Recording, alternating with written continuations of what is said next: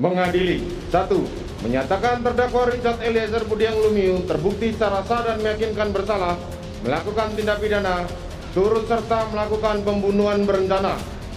Menjatuhkan pidana terhadap terdakwa Richard Eliezer Budiang Lumiu dengan pidana penjara selama 1 tahun dan 6 bulan.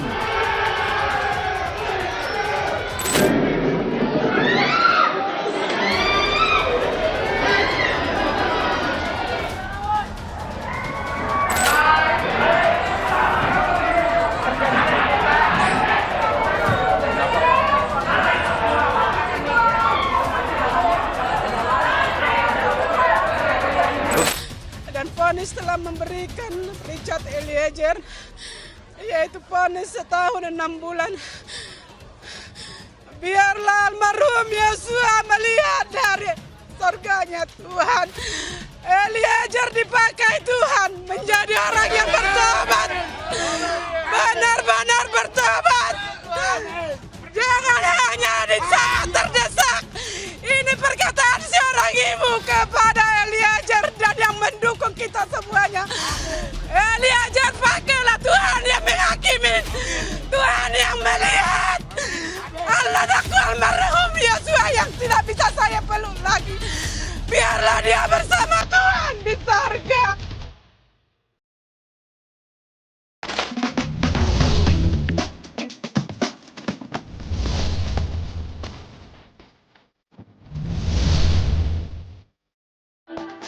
Living on point.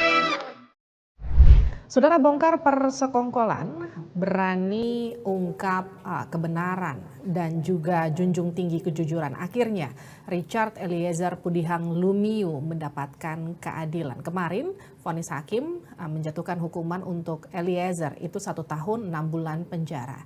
Sudah bersama saya di sini Roni Talapesi, ini adalah kuasa hukum dari Richard Eliezer. Bung Roni. Ya, selamat siang. Kemarin vonis hakim akhirnya 1 tahun 6 bulan penjara. Padahal tuntutan jaksanya itu 12 tahun.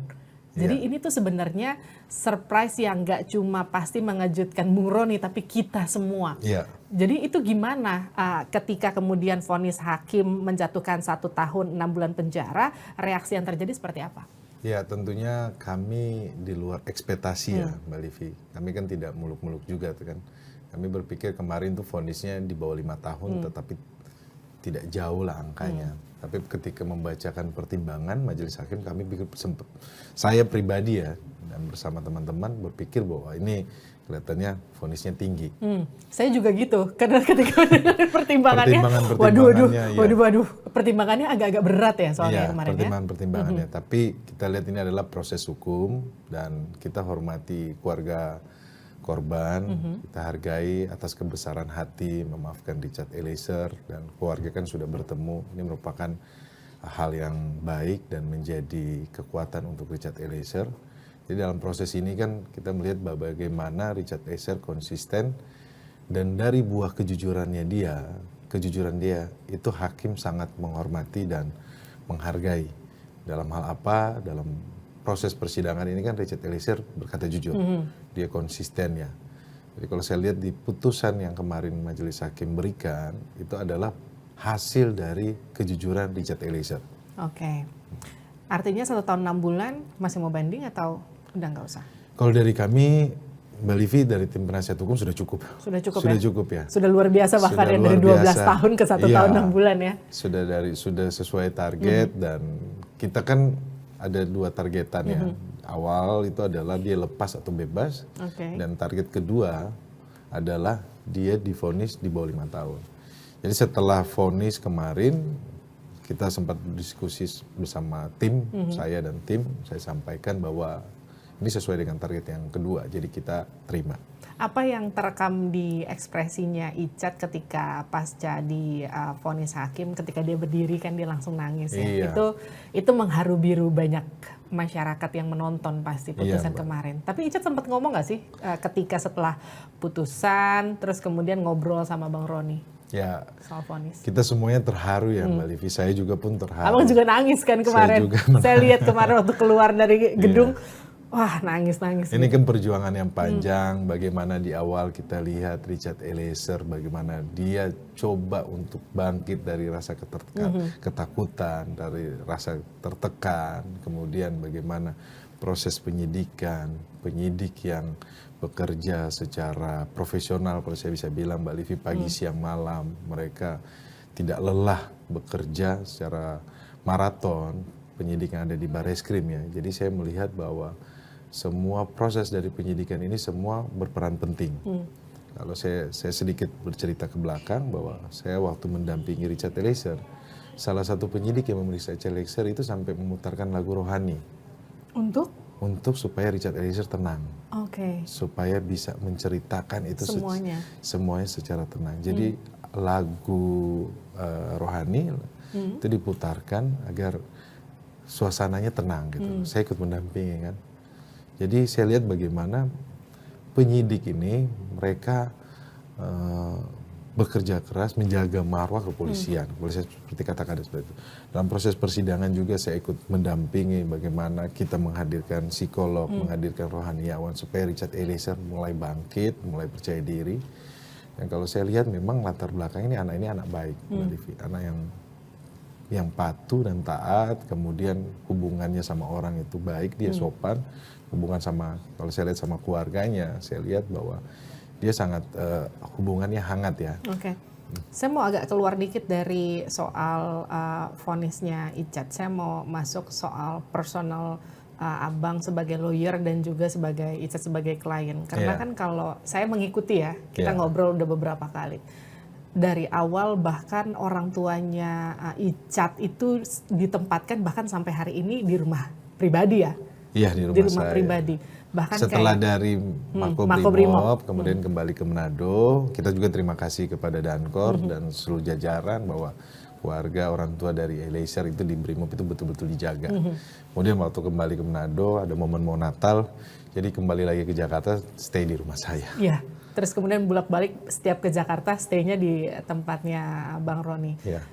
Emang sedekat apa sih hubungannya? Maksudku gini, kita kan bicara soal klien dan pengacara kuasa hukum ya. Ini kan hubungannya profesionalitas kedua belah pihak. Tapi kalau saya ngelihat ini lebih kayak hubungan keluarga. Karena bagaimana bahkan ketika momen mau Natal ya, kita sempat ketemu juga, mereka bahkan diajak belanja, jalan-jalan gitu. Ini saya mikir ini lawyernya kok bisa terbalikan ya, mengentertain kliennya begitu. Iya, itu hubungan kayak apa sih hubungan antara kalian? Bukan dalam arti belanja itu dalam suasana yang tetap kita dalam suasana ini kan tragedi ya, bukan hal yang gampang juga kan untuk keluarga menjalani. Tapi ada momentum Natal di situ. Ada momentum Natal, saya ya seperti keluarga Mbak Livi, karena saya bersama istri pengennya bahwa keluarga ini dekat dengan kita gitu loh. Satu sisi memang kita sedang berjuang, tetapi ada sisi lain nilai kekeluargaan itu harus tetap erat. Jadi kita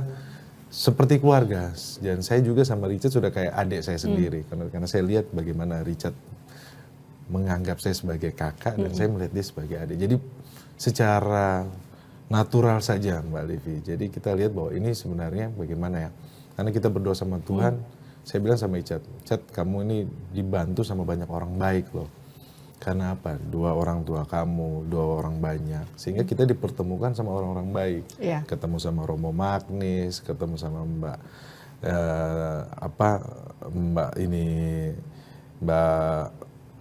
Mas Reza Indragiri, terus Mbak Lisa.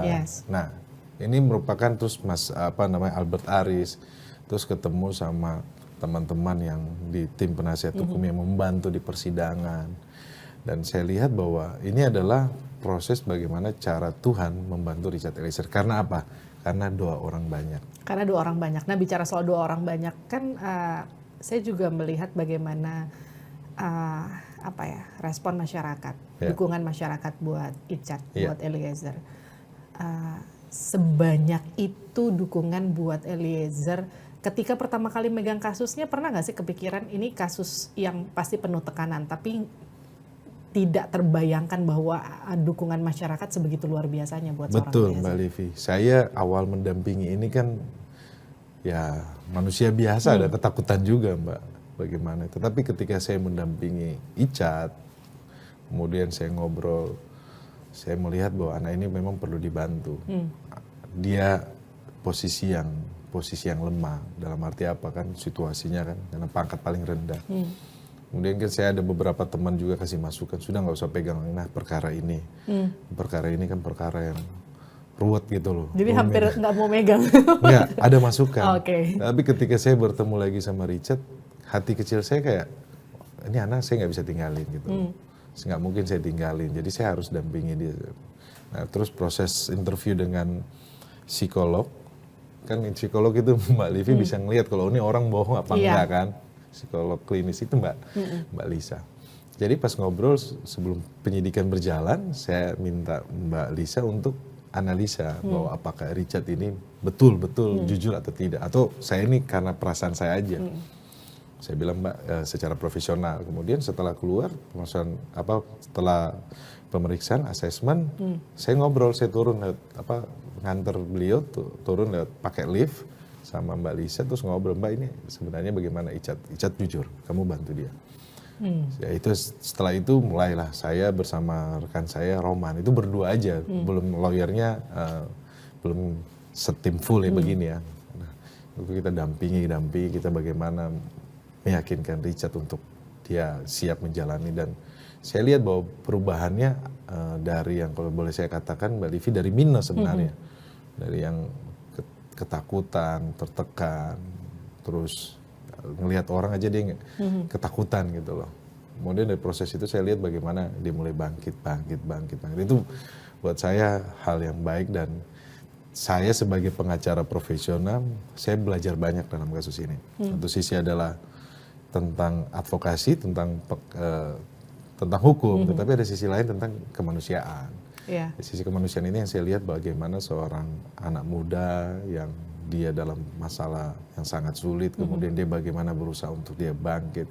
Satu sisi dia mikirin keluarganya bagaimana, kemudian kan tunangannya seperti apa. Ada kekhawatiran bahwa nanti ada apa-apa dengan keluarganya. Tetapi ya sekali lagi Mbak Livi, semuanya proses ini berjalan lancar di tingkat kepolisian. Karena saya lihat waktu itu Polri memang semangatnya satu, bahwa untuk menyelesaikan perkara ini supaya sampai ke persidangan. Kalau kemarin kan pasca putusan kita lihat antusiasme masyarakat pengunjung yang datang ke PN Jaksel itu kan luar biasa. Sampai kemudian Richard itu harus dievakuasi sama LPSK sama Jaksa juga ya kemarin itu ya.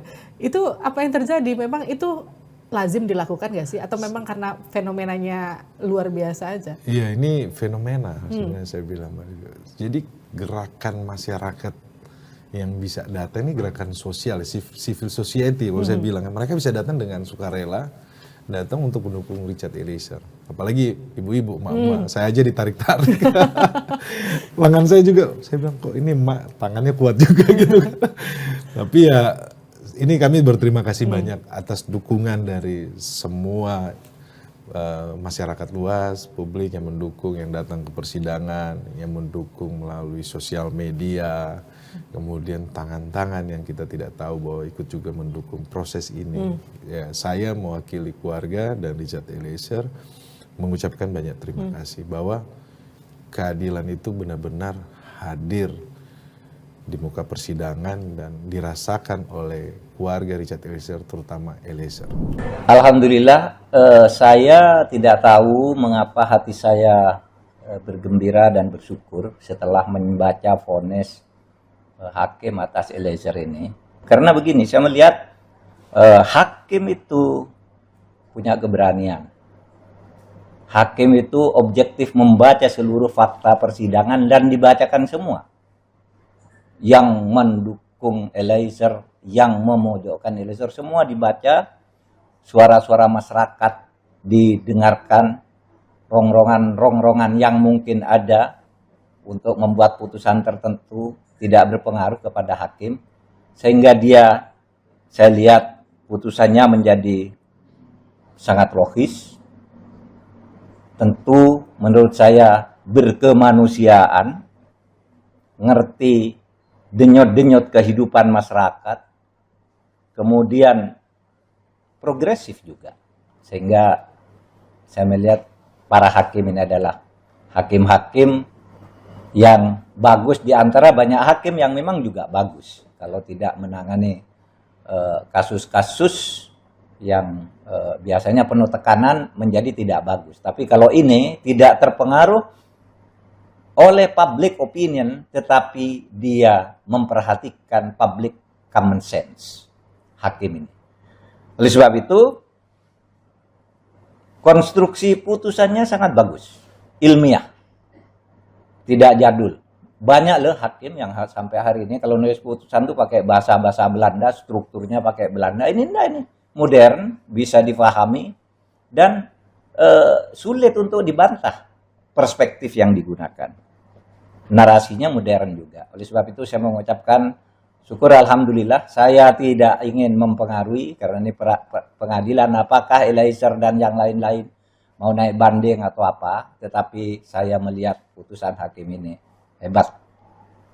Saya bersama masyarakat tentu saja yang selama ini ingin menyuarakan kebenaran tentang kasus ini, berterima kasih kepada hakim, kepada jaksa yang sungguh sangat serius juga, sudah bagus. Soal perbedaan angka tuntutan itu soal tafsir saja.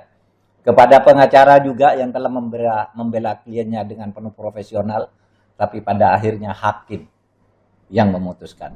Nah, dukungan ini kan nggak cuma datang dari masyarakat, karena kalau kita lihat dari awal Menko Polhukam Mahfud MD itu kan juga menaruhkan atensi yang cukup besar ya untuk Eliezer. Dan ketika kemarin diputus 1 tahun 6 bulan tuh langsung bereaksi positif kan dengan tepuk tangan dengan putusan hakim.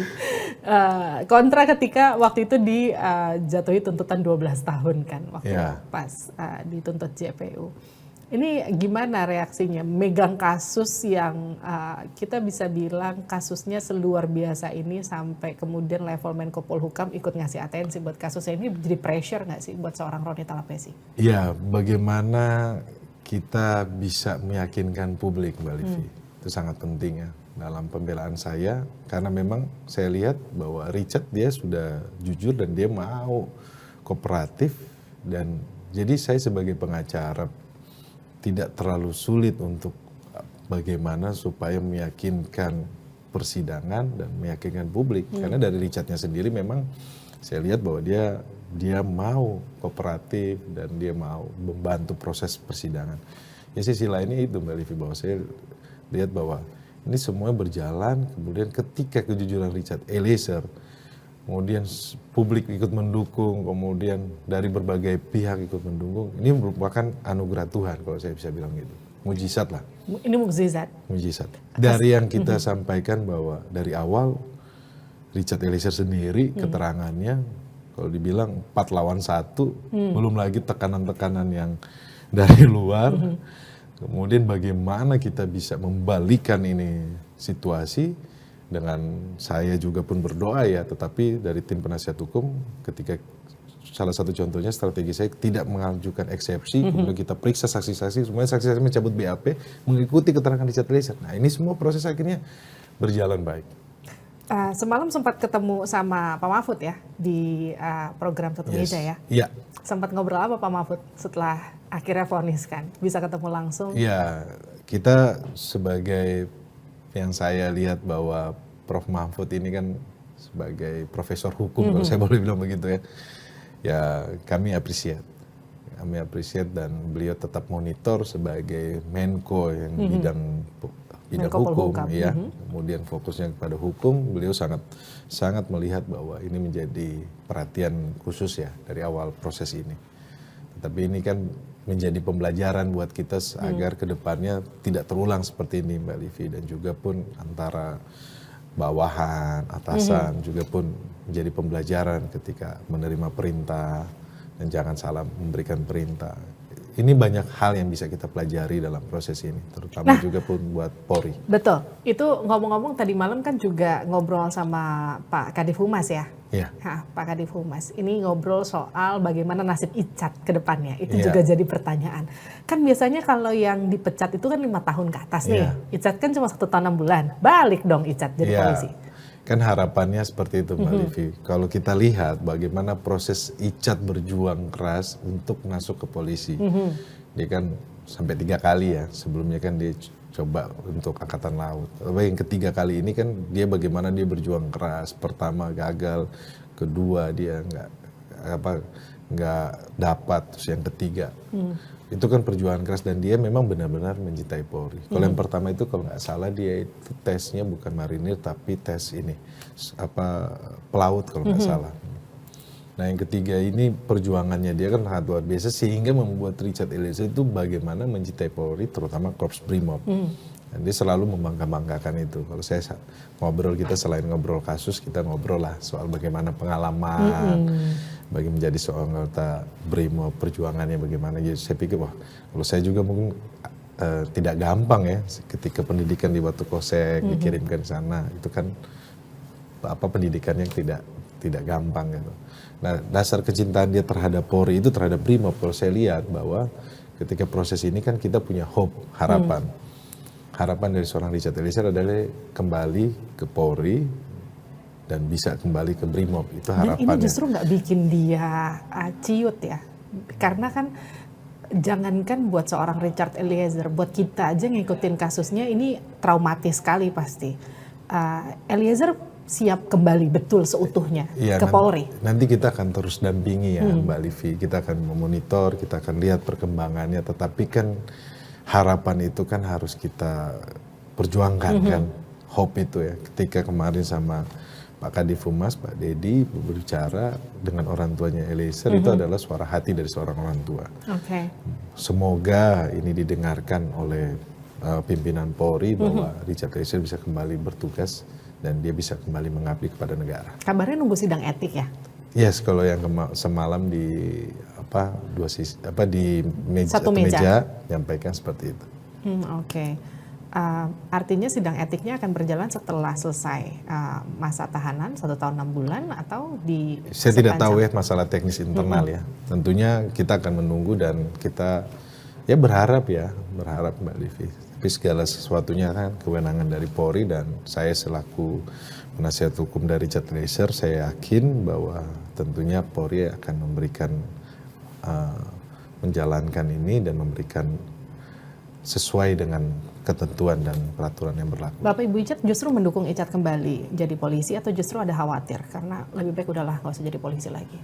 Ya karena Icat kemauannya adalah tetap kembali menjadi anggota Polri, ya tentunya saya, keluarga saya, ya kita dukung Mbak Livi. Ya kan umur 24 tahun dengan penuh semangat mau bekerja, mengabdi kepada negara kan kita tidak bisa batasi kan. Tapi ya sambil mengalir aja. Kan ada dukungan sempat ya dari teman-temannya Icat di Batu Kosek ya, betul ya? Iya. Yang sempat datang ke persidangan ya? Iya. Nah itu sempat ngobrol-ngobrol apa tuh sama Icat? Ada nggak sih obrolan mereka sempat bisa ketemu dan ngobrol? Mereka nggak sempat bertemu. Nggak sempat ketemu. Nggak sempat bertemu tapi Richard tahu bahwa mereka hadir. Saya sampaikan. Itu membuat semangat buat Icat.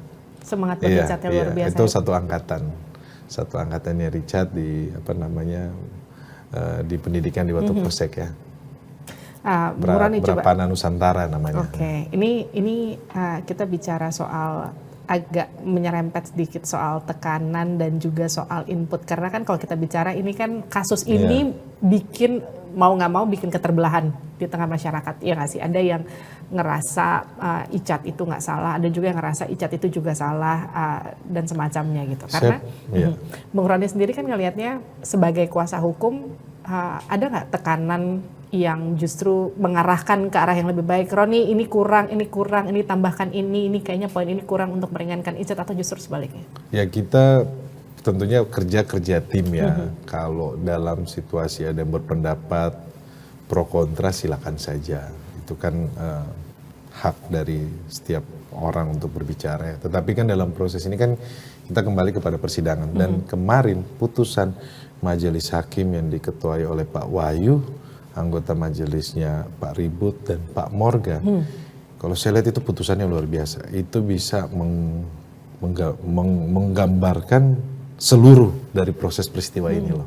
Putusan itu jadi putusan yang adil sekali kalau saya bilang. Karena kalau saya lihat kalau putusannya jadi kemarin tuntutan itu jadi nggak berarti gitu karena semuanya dengan tuntutan. Karena kalau kita lihat kan terkait kayak eksekutor itu nggak ada. Karena saya dari awal kan saya sampaikan bahwa eksekutor itu tidak ada dalam fakta persidangan. Kemudian dia bilang saksi Icat itu pelaku utama. Fakta persidangan kan Icat bukan pelaku utama. Jadi ya itu yang buat Saya lega sih ngeliatnya. Ya, mungkin orang-orang yang juga ngeliatnya, wow 1 tahun 6 bulan. Terus ngapain kita kemarin deg-degan ya mikirin bakal 12 tahun. ya, tetapi kan dalam pledoi saya itu dan tim kami sampaikan bahwa terkait dengan tugas dan fungsi dari rekan-rekan jaksa penuntut umum, kami menghargai dan kami menghormati. Ini kan berbeda pandangan. Kalau jaksa penuntut umum punya pandangan tersendiri, tentunya dalam hal ini kan mereka punya kewajiban untuk penuntutan. Kalau saya sebagai pembela tentunya saya punya pandangan yang berbeda. Tetapi kita akan melihat bahwa finalnya kan putusan dari majelis hakim. Oke, Bung Roni ini udah vonis kemarin, udah bisa tidur nyenyak belum? Ya, saya tidur nyenyak. Akhirnya tidur nyenyak. Jadi cerita dong, udah berapa lama nggak tidurnya? Ya lama sih ya. Ya proses ini kan jalan dari bulan Agustus sampai sekarang kan. Ya namanya perkara yang dibilang rumit ya. Ini rumit banget, bukan dibilang rumit, pasti rumit banget ya. Iya, karena kita pembelaannya kan bagaimana saya melakukan strategi pembelaan yang secara maksimal gitu kan. Jadi kita harus mengatur supaya. Jadi di tim itu saya sudah atur yang nanya ini. Jadi kadang-kadang tidak ketebak tim saya. Contohnya ada salah satu tim yang memang saya simpen, saya nggak akan keluarin dia. Saya akan simpen sampai agenda persidangan yang ngomong soal senjata. Oke. Karena jadi dia spesialis senjata. Ya? Nah, itu dia. Dia hobinya senjata. Terus? Ini lucu ini. Jadi ceritanya ya kita pas baca BAP soal senjata kita nggak ada yang ngerti. Udah 2 jam berdebat. Udah nggak ada yang ngerti ngomong selongsong, ngomong apa, nggak ada yang ngerti soal balistik. Jadi memang di dalam tim ini unik ya. Jadi salah satu rekan saya ini yang ikut membantu, dia memang lebih mengerti ya tentang senjata. Jadi pemeriksaan tentang balistik itu nggak kita keluarin. Tiba-tiba waktu pemeriksaan balistik baru dia muncul, dia yang lebih banyak bertanya. Jadi strategi-strategi seperti itu yang memang ya saya mengatur ya. Kemudian ada salah satu tim adalah ya cukup senior. Kemudian beliau bergabung di tengah persidangan karena kita sudah lihat bahwa situasi kok kita ini dikepung. Nah, saya sudah tahu, saya mempelajari di tim dari seberang sana bagaimana karakternya. Kemudian ketika berbicara tentang ahli pidana, beliau muncul gitu loh. Tim ini kita muncul. Jadi kita menjaga keseimbangan agar kita juga melihat bagaimana arah pembelaan dari penasihat hukum yang sebelah. Tetapi kan kita strategi saya itu kemarin bertahan sebenarnya. Jadi bukan menyerang. Bukan menyerang. Strateginya adalah bertahan. Oke. Ini kita seperti kalau di bola itu kayak di panzer gitu. Bertahan saja kan. Jadi bukan strateginya kita, karena kita melihat bahwa Richard Eliezer dia sudah konsisten, dia kooperatif, dia mau jujur. Itu yang membuat kami melihat bahwa ya kita juga harus mengikuti bagaimana supaya memperjuangkan klien kita ini secara maksimal. Oke. Bang Roni sempat hilang harapan gak sih waktu pas udah semangat dengan saksi ahli yang kita bisa katakan oke di persidangan, meyakinkan, harusnya nggak cuma meyakinkan hakim tapi juga meyakinkan kita semua soal bagaimana mereka menjelaskan gitu, tapi kemudian tuntutannya 12 tahun itu sempat. Iya, kayak roller coaster. Ya. Udah naik, turun. Udah tahu, kita juga tahu ini ada undang-undang perlindungan saksi korban. Kita sudah mengajukan surat juga kepada jaksa penuntut umum. Kemudian LPSK juga kan sudah memberikan rekomendasi. Kita sudah memohon agar Richard itu dituntut paling rendah dari yang lainnya. Tapi pas Richard dituntut tinggi, tentunya saya juga pun shock ya. Drop juga. Jadi ada ngelihat Richard dia. Jadi kita saling menguatkan Mbak Livi. Jadi nggak cuma di sini lawyernya menguatkan terdakwa juga ikut menguatkan kuasa hukumnya ya. Jadi Richard ini sosok yang sebenarnya dia juga pun figur yang tough ya, tangguh gitu kalau saya lihat. Jadi ya akhirnya dalam proses tim ini banyaklah dinamikanya. Bagaimana kita semangat, kemudian dinamika di dalam tim juga bagaimana kita menjaga. Karena kan setiap kepala kan anak hukum ini nggak usah 10 orang kumpulinnya 3 orang. Itu beda-beda itu. Berdebat semuanya kan. Jadi bagaimana saya sebagai koordinator tim, sebagai ketua tim menjaga tim ini supaya tetap solid gitu loh. Perdebatan-perdebatan yang timbul, diskusi-diskusi yang tajam itu membuat pembelaan kita bisa maksimal. Oke, Bang Roni, kasus Richard ini kan akan jadi pintu masuk kalau masyarakat bilang kembalinya keadilan di ranah hukum di Indonesia. Ini jadi pintu masuk juga bahwa seorang GC itu patut diperhitungkan loh. Betul. Kejujurannya. Kejujuran itu akan berbuah keadilan. Paling tidak ini yang diajarkan dalam persidangan yang dihadirkan oleh Anda dan juga Richard Eliezer. Ini akan jadi pintu masuk atau justru jadi ini pintu penutup buat kalau Anda sendiri melihatnya udahlah pusing, udah nggak mau lagi nanganin kasus kayak gini, atau justru ini jadi trigger bahwa oke, kita akan start dengan kasus seperti ini mungkin buat orang-orang yang nggak beruntung lainnya. Di awal saya muncul di publik, saya sampaikan kita akan memperjuangkan jalan menuju keadilan untuk Richard Eliezer. Oke. Proses ini bagaimana kita berjuang ya. Di akhir penutup, divonis, ternyata jalan keadilan itu ada. Jadi jalan menuju keadilan untuk Richard Eliezer itu ada. Jadi bicara soal vonis Richard Eliezer, ini menggambarkan bahwa keadilan untuk orang yang lemah, orang yang tidak berdaya, untuk masyarakat kecil, itu ada. Selama kita memperjuangkan dengan tekun. Berani juga ya. Berani, tekun, memperjuangkan, dan kita fokus untuk pembelaan. Jadi kan jangan ini kliennya begini, ini kita melenceng ke sini, melenceng ke sana. Jadi kliennya nggak keurus.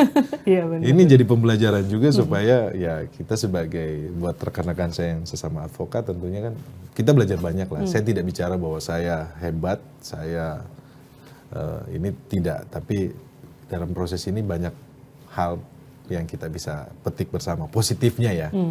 Nah, kalau terkait dengan tuntutan tersebut ya sudah, kita berjuang, kemudian ya berbeda pandangan kan sama jaksa penuntut umum kan. Kaget-kaget juga ketika ada perskon kok Richard sebagai pelaku utama, padahal fakta persidangan tidak. Kok dibilang dia bukan justice collaborator, kok fakta persidangan tidak. Terus bilang yang menembak kepala, waduh kok yang menembak kepala Richard, ini kan berbeda sekali nih. Tapi kita positif aja lah, kita optimis lah. Optimis,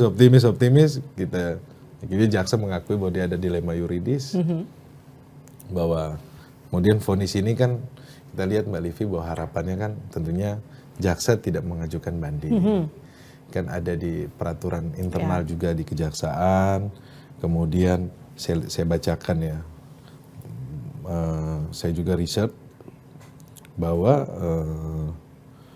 di peraturan kejaksaan itu adalah di dalam Pedoman nomor 24 tahun 2021 penanganan perkara tindak pidana umum ya, di huruf N itu menjelaskan bahwa terkait dengan keadaan bersifat atau pemenuhan rasa keadilan di masyarakat.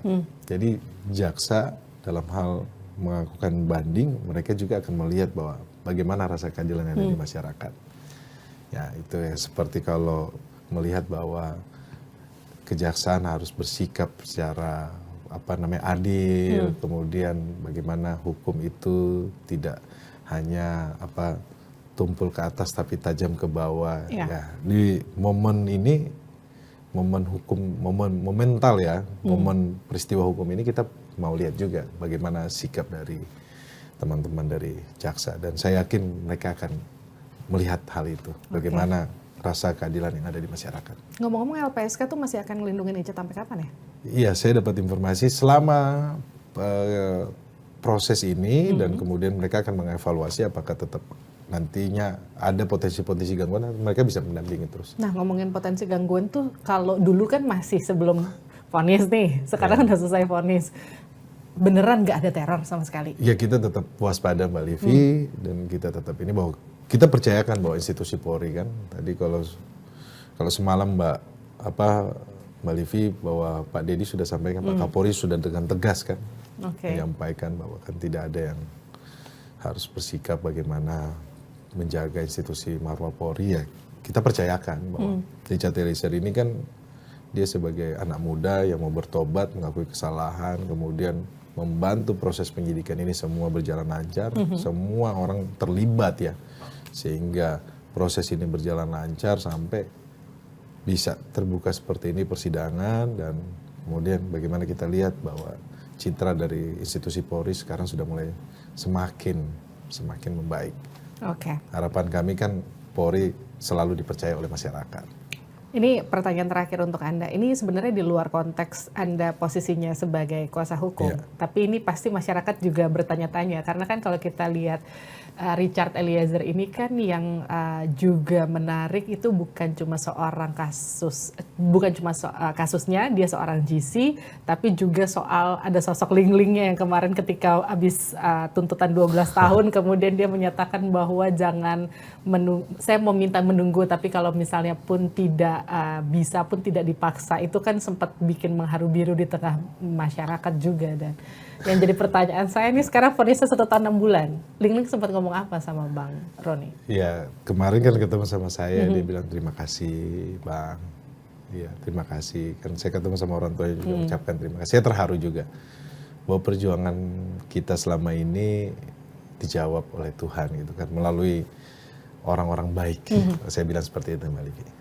Ya, itu juga tentu jadi harapan kita semua setelah menyaksikan drama panjang ini dari Agustus kemarin. Dan yang paling terpenting Mbak Livi, kita itu sangat apresiasi kepada majelis hakim yang memimpin persidangan ini.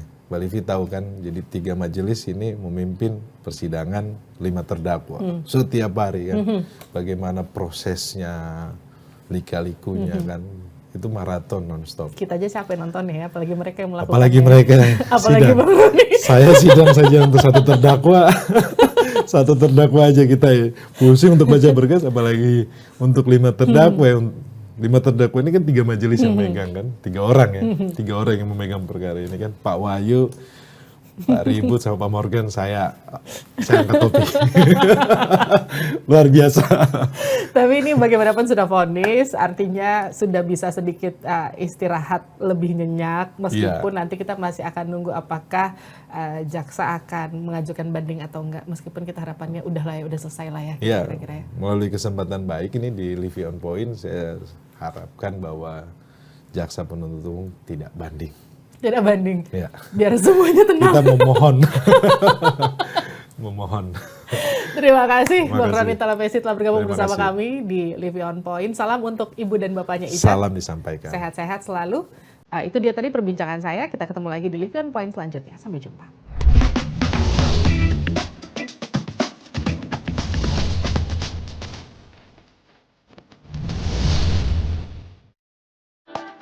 Livi On Point.